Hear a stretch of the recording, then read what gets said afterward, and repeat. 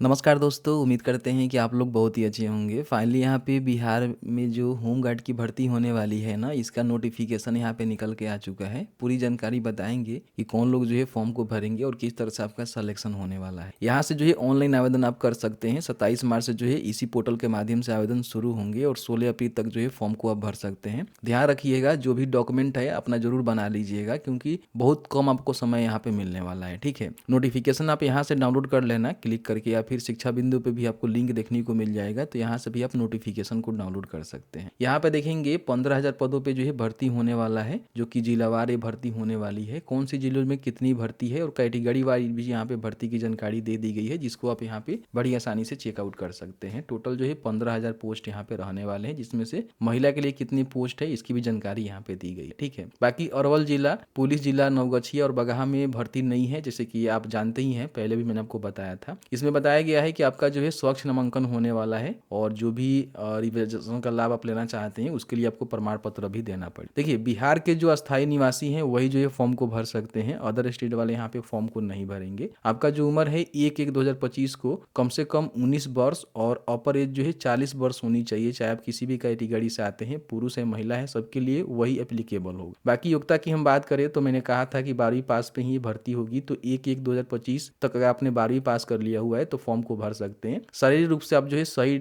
होनी चाहिए, कहीं भी विकलांगता वगैरह वगैरह किसी प्रकार की कोई कमी नहीं होनी चाहिए, तो आप यहाँ पे फॉर्म को भर सकते हैं। बाकी हम पुरुष की ऊंचाई की बात करें तो 5 फीट 4 इंच ऊंचाई बोली गई है, जो कि कम से कम होनी चाहिए। इसको आप सेंटीमीटर में देखेंगे तो 162.56 सेंटीमीटर आपका जो है कम से कम हाइट होनी चाहिए। बाकी कोई पूर्णिया, अररिया, किशनगंज, कटिहार, सहरसा, सुपौल, मधेपुरा जिला के पुरुष हैं तो उनका जो है 5 फीट 2 इंच भी रहेगा कम से कम हाइट, यानी कि 157.5 सेंटीमीटर भी रहेगा, तो फॉर्म को भर सकते हैं। महिला अभ्यर्थियों के लिए बोला गया है, चाहे वो किसी भी कैटेगरी से क्यों ना हो, 153 सेंटीमीटर उनका हाइट है तो फॉर्म को भर सकते। सीना जो है बताया गया है कि पुरुष अभ्यर्थी के लिए जैसे कि मान लीजिए यहाँ पे देखेंगे बताया गया है कि 31 इंच कम से कम, यानी कि 79 कम से कम सेंटीमीटर होनी चाहिए। बाकी कोई पूर्णिया, अररिया, किशनगंज, कटिहार, सुपौल, सहरसा, मधेपुरा जिला से आता है तो उसका 30 इंच भी सीना होगा ना, यानी कि 76 सेंटीमीटर कम से कम होगा, तो फॉर्म को भर सकता है। बाकी आप सभी को पता ही है कि महिलाओं का जो सीना है ना उसकी मापी नहीं की जाती है। इसमें जो थर्ड जेंडर वाले होंगे वो महिला के ही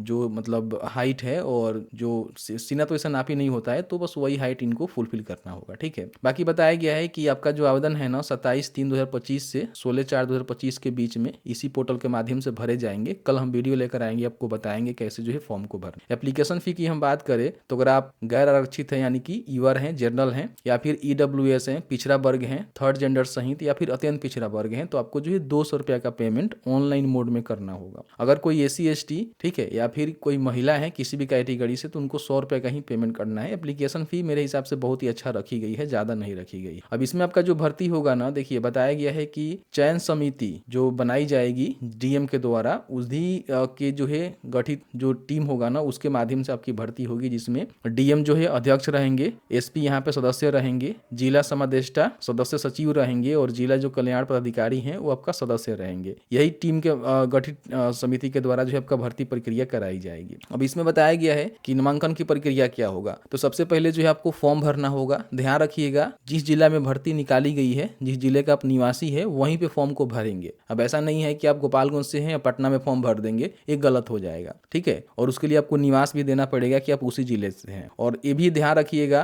कि यदि कोई अभ्यर्थी एक से अधिक जिला के लिए आवेदन करता है तो आधार कार्ड के माध्यम से या फिर बायोमेट्रिक सत्यापन के समय वो पकड़ा जाएगा, तो कहीं ना कहीं सभी उसका जो आवेदन है ना वो रद्द हो जाएंगे, फिर उसको भर्ती होने का मौका भी नहीं मिलेगा। ठीक है, बाकी ऑनलाइन आवेदन करते समय कुछ महत्वपूर्ण दस्तावेज है जो आपको रेडी कर लेने हैं, इसलिए मैंने आपको बताया कि फॉर्म भरने से पहले जो डॉक्यूमेंट है उसको बनवा लेनी चाहिए। सबसे पहले निवास आपको बनवा कर रख लेना है। ठीक है, जन्म तिथि के लिए आप मैट्रिक का समकक्ष प्रमाण पत्र दे सकते हैं। इंटरमीडिएट में जैसे कि प्रमाण पत्र और अंक पत्र आपको देना पड़ेगा। और जो भी रिजर्वेशन का बेनिफिट लेना चाहते हैं, तो जैसे कि एसी एसटी हैं तो जाति प्रमाण पत्र, ईडब्ल्यूएस हैं तो ईडब्ल्यूएस प्रमाण पत्र, अगर मान लीजिए कोई बीसी है तो क्रिमिनल रहित प्रमाण पत्र उसको देना होगा। तो ये डॉक्यूमेंट आपको रेडी रखने होंगे फॉर्म भरने के लिए, इन बातों को ध्यान रखेंगे। ठीक है, बाकी बताया गया है कि इसमें आपका किस तरह से क्या होने वाला है। तो देखिए, फॉर्म भरेंगे तो सबसे पहले क्या होगा कि इसमें जो है 15 अंक का जो है फिजिकल आपका होगा, परीक्षा नहीं होगा, इन बातों को ध्यान रखिएगा। फिजिकल आपका एग्जाम होगा, ठीक है, जो कि जिला स्तर पे कराई जाएगी, जिसका सेंटर का लिस्ट निकल के आ ही चुका है। जैसे कि मैंने ये वाला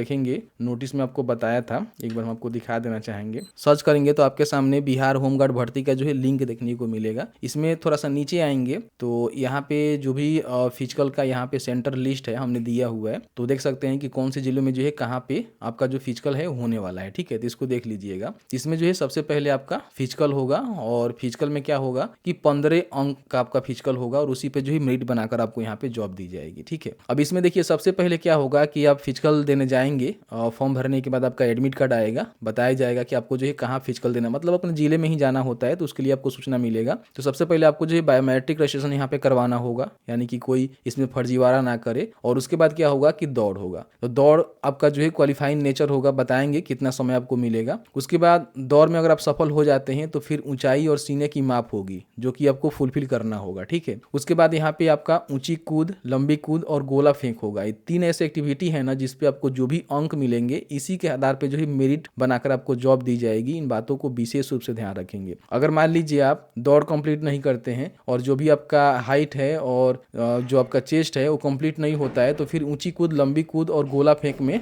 भाग नहीं ले पाएंगे। इन बातों को ध्यान रखेंगे। बताया गया है कि ऊंची कूद, लंबी कूद, गोला फेंक सभी अभ्यर्थियों को जो है अधिकतम यहाँ पे 5-5 अंक मिलेंगे, यानी कि 15 अंक मिलेंगे और इसी के आधार पे आपका जो है मेरिट यहाँ पे बनेगा। ठीक है, ध्यान रखिएगा जब भी आपका फिजिकल का डेट निकलेगा उस डेट को आपको जाना जरूरी है, नहीं जाते हैं तो दोबारा आपको मौका नहीं मिलेगा। इन बातों को ध्यान रखेंगे। अब यहाँ पे देखिए जो भी आपका फिजिकल का एक्टिविटी है उसकी जानकारी यहाँ पे दी गई है जिसको आपको सही से समझना है। सबसे पहले हम पुरुष के लिए बात करें तो आपका जो दौड़ होगा 1600 मीटर का दौड़ होगा जो कि 6 मिनट में आपको कंप्लीट करना होगा। इससे अधिक समय लेते हैं तो आप असफल घोषित कर दिए जाएंगे। इसमें आपको कोई भी अंक नहीं मिलेगा। ठीक है, क्योंकि मेरिट में नहीं जुड़ेगा इसका अंक, केवल जो है क्वालिफाइड नेचर है। आपको 1600 मीटर का जो है दौड़ 6 मिनट से पहले लगा देना है। ठीक है, क्वालिफाई हो जाएंगे। क्वालिफाई होने के बाद आपका जो है जो भी सीना की मापी है, हाइट है वो कर ली जाएगी और उसके बाद आपको जो है ऊंची कूद यहाँ पे फांदना होगा। ठीक है, जिसमें अगर 4 फीट से कम अगर फांदते हैं तो आपको 0 अंक मिलेगा। ठीक है, ध्यान रखिएगा, कोई फायदा नहीं होगा। 4 फीट तक फांदते हैं तो 1 अंक, 4 से 3 इंच 2 अंक, 4 से 6 इंच 3 अंक, 4 से 9 इंच 4 अंक और 5 फीट तक फांदते हैं तो आपको 5 अंक मिलेगा। तो जितना अच्छा आपका फिजिकल होगा ना उतना ही आपको बेनिफिट है मेरिट बनने में। ठीक है, उसके बाद आपका लंबी कूद होगा जो कि 12 फीट तक का होगा, तो 12 फीट तक फांदते हैं तो 0 अंक, 12 फीट से 13 फीट 1 अंक, और 13 फीट से 14 फीट 2 अंक, 14 से 15 फीट 3 अंक, 15 से 16 फीट 4 अंक और 16 से अधिक फीट फांदते हैं तो 5 अंक इसमें भी आपको मिलेगा। तो अपना जो फिजिकल है ना वो बहुत ज्यादा आपको मेहनत करना होगा, तब जाकर जो है आप यहाँ पे भर्ती हो पाएंगे, जहां तक मैं समझता हूँ। ठीक है, फिर यहाँ पे क्या होगा कि आपका जो है गोला फेंक होगा जो कि 16 पाउंड का गोला होगा। 16 फीट तक फेंकते हैं तो 0 अंक आपको मिलेगा। 16 से 17 फीट 1 अंक, 17 से 18 फीट 2 अंक, 18 से 19 फीट 3 अंक, 19 से 20 फीट यहाँ पे 4 अंक और 20 फीट से अधिक फेंकते हैं तो आपको 5 अंक। अब देखेंगे 5 अंक यहाँ से, 5 अंक यहाँ से और 5 अंक यहाँ से, ये 15 अंक हो गया। इसमें से आप जितना लाएंगे उसके हिसाब से ही आपका मेरिट बनेगा। ठीक है, और सेम यही कंडीशन जो है महिलाओं पे अप्लाई होगा। महिला के लिए हम बात करें या फिर कोई थर्ड जेंडर है तो उसका जो दौड़ होगा 800 मीटर का होगा जो कि 5 मिनट उनको समय मिलेंगे। 5 मिनट के अंदर जो है दौड़ यहाँ पे लगानी होगी। बाकी उनका जो ऊंची कूद होगा 3 फीट से कम अगर फांदती है तो 0 अंक, 3 फीट तक फांदती है तो 1 अंक और वही 4 फीट तक फांदती है तो 5 अंक। बाकी यहाँ पे बीच में देख लीजिए कितना आप फांदती हैं तो कितना आपको अंक मिलेगा। लंबी कूद 9 फीट इनका रहेगा और 13 फीट से अधिक कोई महिला फांदती है तो उसको 5 अंक मिल जाएगा। और गोला फेंक 12 पाउंड का होगा जो कि 10 फीट से